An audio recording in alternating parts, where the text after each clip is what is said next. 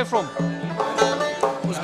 Uzbek. Бұл әлемнің ең үздік университеттерінің бірі. Кембриджде өтіп жатқан Наурызға дайындық шарасы. Бірнеше сәттерден соң түркі тілдес елдердің тумалары шетелдіктердің алдында өнер көрсетеді. Ұлттық нақышта киініп, ұлттық аспаптарда ойнаған қырғыз, өзбек, тәжік ағайындардың бірі студент болса, екіншісі осында еңбек етеді. Және де оларға орыс тілінде емес, туған тілінде немесе ағылшынша сөйлеген ыңғайлы.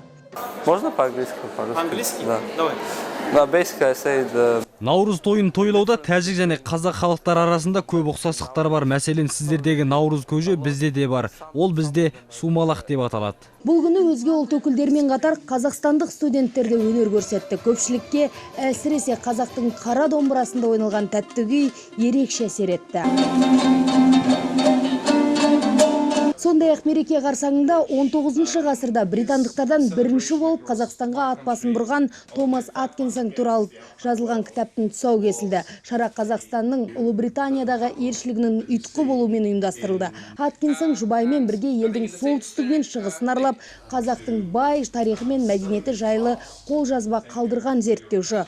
Ұлы далаға саяхат барысында дүниеге келген сәбиіне олар Тамшыбұлақ, Алатау деген есім берген екен. I think there are at least 10 members of the family. Отбасының 10 шақты мүшесі алдағы уақытта Қазақстанға қыдырып қайтпақшы. Делегация Тамшыбұлақ, Алатау, Ақсақал дүниеге келген жерлерде болады. Шара мерекелік дастарханға ұласты. Жиналғандар өзбектің палауынан дәм татып, үйлеріне тарқасты. Самал Қабышева, Информбюро 31 арна, Ұлыбританиядан.